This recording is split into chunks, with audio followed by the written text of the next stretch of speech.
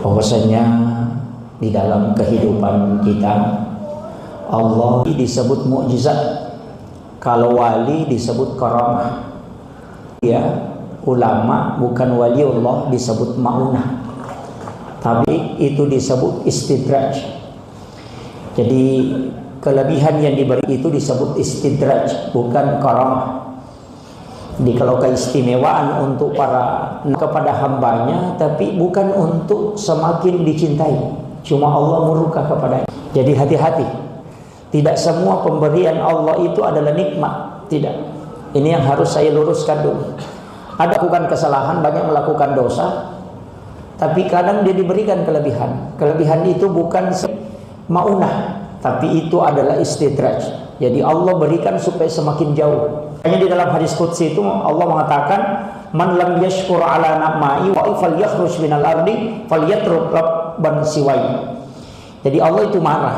Man lam yashkur ala, aku berikan, wa lam yasbir ala bala, dan tidak bersabar terhadap musibah atau bala yang menimpa, lam yarda ala qada'i, dan tidak ridha terhadap takdir yang aku tetapkan kepadanya. Allah mengatakan falyatlub rabban siwai, dan cari Tuhan selain aku yang kau sembah. Itu saking marahnya Allah kepada orang yang tidak bersyukur. Karena doa itu sebenarnya kuncinya itu mengharap. Jadi tidak ada aktivitas di dunia ini Pak tidak diawali dengan doa. Coba kita cari basmalah. Walaupun nanti ada satu perbuatan yang tidak boleh kita basmalah. Itulah hikmah 14 surah. Itu ada satu surah yang tidak ada basmalahnya, surah Bara'ah.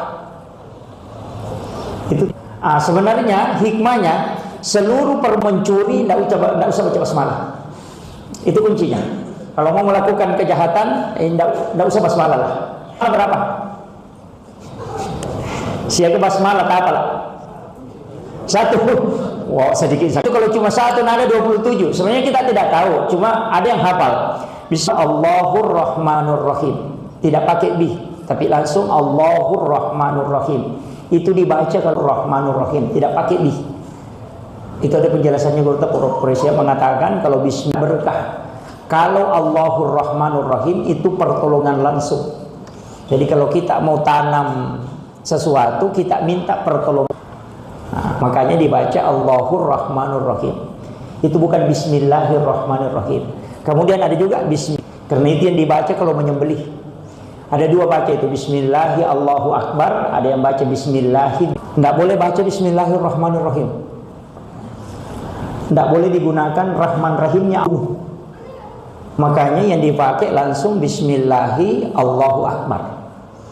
Di adab-adab menyembelih ini kan banyak Pak. Kalau mau menyembelih, Nabi minta pisau itu dipertajam. Jadi ayam yang diwudukan baru takkan dibawa leher binatang yang mau disembelih, itu sunnahnya. Jadi diletakkan di bawah lehernya, karena itulah tempat yang tidak dilihat. Kalau sudah binatang dibaringkan, letakkan pisau itu di bawah lehernya.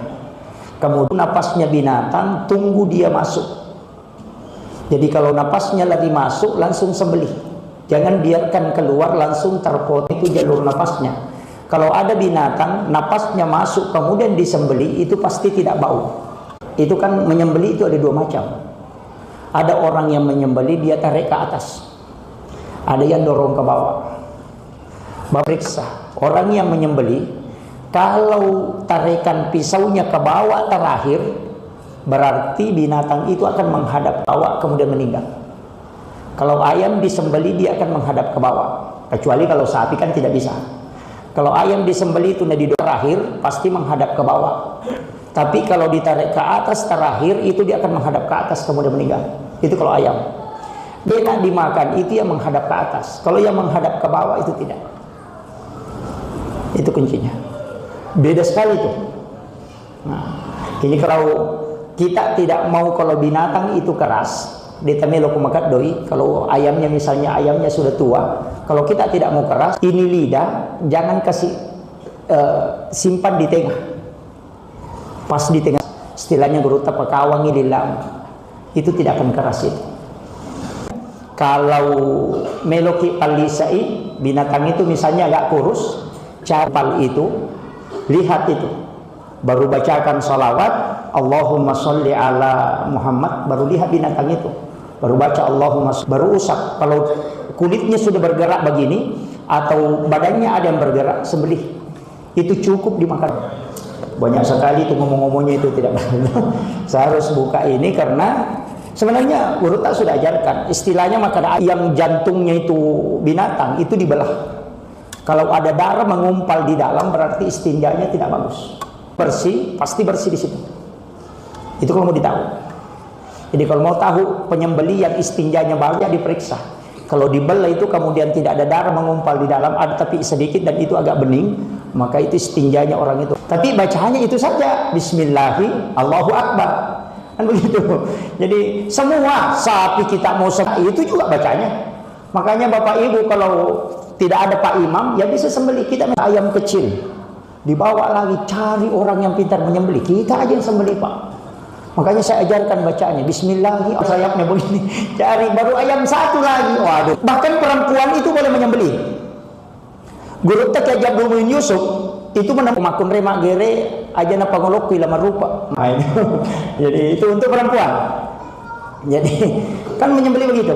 Larang sebagai adab sembelihan, tidak boleh binatang itu disembelih kemudian temannya melihat. Kalau kita sudah sembelih di sini ada sapi berdiri dekatnya itu lihat temannya begini, wow itu tidak boleh. Nabi marah itu.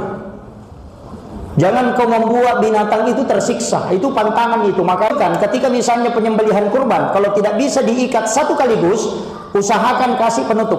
Apakah Nabi marah itu ketika ada binatang disembelih di dekat binatang yang ini? Nanti saya akan bahas tentang pembagian kurban, Pak. Nanti kan pembagian kurban itu ada beberapa kaidah. Kadang kita yang ambil yang simpelnya. Padahal mestinya itu yang kalau kita mau ambil yang paling sempurna, tapi panitia bisa stres. Paling sempurna, kaki kanan sapi belakang itu dirinya dibagi 7, hatinya dibagi 7, jantungnya dibagi 7, daging khasnya dibagi 7, kemudian kadang kita cuma kumpul dagingnya, baru timbang. Sudah 70 kilo, berarti 10 kilo satu orang. Nanti ada yang kumpul dapat daging paha, tidak dapat daging kaki depan. Begitu itu Pak. Tapi saya itu di pondok setiap tahun kurban. Dan masyarakat biasa gabung. Itu saya sudah diajar sama guru tak cara membimbing itu. Dan itu betul Pak. Orang biar tidak timbang itu sama. Itu ada tekniknya itu. Tapi saya sudah lakukan itu memang hampir 10 tahun. Tapi tidak usahlah disampaikan nanti stres panitia kalau ini Pak. Kembali. Makanya penyembelihan itu ada beberapa ulama kita kan itu. Menyembelih itu harus juga dengan lemah lembut. Tapi itu harus tajam supaya sapi mengatakan kalau tidak mau cepat basi, usahakan jangan terpotong oleh napas. Makanya biasa orang itu letakkan tangan begini, dia atur dengan ikuti dengan napasnya. Jadi kalau keluar masuk, jangan potong dengan napas ketika tidak akan cepat basi. Dia masih jamawari. Itu kuncinya. Apalagi kalau kita mau mencuci sampai tidak melekat itu lemak-lemaknya, ada caranya itu. Itu supaya lemaknya itu cuci piringnya cepat bersih. Itu dilakukan semua orang. Tapi ini dulu masuk di tarekat. Di tirakat itu. Sehingga makanya kalau dalam tasawufnya begini-begini. Kalau saya enggak. Saya itu diajarkan sama guru. Dia bilang yang pokoknya kalau menyembelih 2 kemudian ada di bawah 1 itu jadi pas 3 dengan saluran makan. Yang penting itu putus. Itu saja yang masuk rukun. Dan kita yang menyembelihnya sambil membaca Bismillahi Allahu Akbar. Ada juga yang mengikuti dengan jumlah kaki. Kalau 4 kakinya 4 kali takbir. Allahu Akbar, Allahu Akbar, Allahu Akbar. Tapi kalau mau pakai itu silahkan. Nah itu jadi itu kalau menyembelih. Tapi penjual ayam potong kan kalau menyembelih para itu dia cuma lipat sayapnya, tarik kepalanya, baru dia sembelih. Nah itu yang fatal itu. Begitu. Kita yang sembelih, minta pisaunya baru kita suruh pegang, baru kita yang sembelih. Yang fatalnya, tapi menyembelih itu ada begini Pak, ini yang penting. Imam Syafi'i itu haram. Itu sudah bangkai Pak. Tidak boleh dimakan. Kepalanya sudah pecah, langsung kita ambil pisau karena masih bergerak, kemudian kita sembelih. Imam Malik boleh. Selama dia bergerak, sembelih. Kalau ada darah menetes di bekas sembelihan, berarti boleh dimakan. Karena matinya tertindis, bukan karena sembelihan. Karena yang dihitung yang terakhir. Coba. Kalau Imam Syafi'i, kalau kau sudah sembelih, masukkan ke dalam tempat, kemudian baku tindis, yang penting tidak sengaja menjepitkan, maka itu tetap dihukum dengan alasan masih hidup, itu hanya sabotase. Kau akali saja itu, karena sebenarnya walaupun kau tidak sembelih tetap mati, cuma kau akali. Makanya saya bilang kau sabotase, ya begitu. Coba kau lihat, anda usah kau sentuh, tunggu, padahal dia sudah bergerak menuju kematiannya. Kan itu alasannya Imam Syafi'i.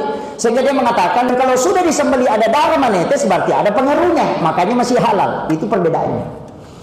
Nah, makanya saya bilang bapak mau pilih mana? Kalau pilih Imam Syafi'i, sembelih, itu sudah bangkai. Kalau pilih Imam Malik, ambil pisau cepat baru sembelih. Ada juga yang mengakali, Pak.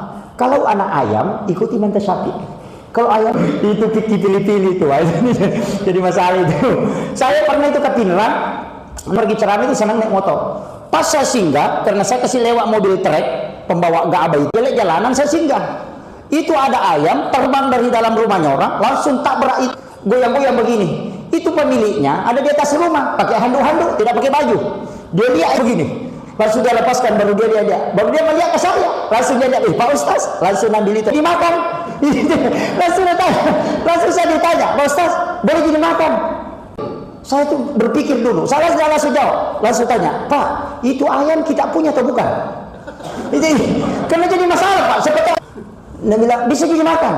Saya lihat mukanya, bilang, ayo ambil nih, Malik, lolos itu. Tapi kalau saya pribadi itu sudah tidak. Kenapa? Karena saya pakai pikir jadi bangkai. Apalagi kalau masih bergerak kemudian dimasukkan di air panas, oh itu fatal itu.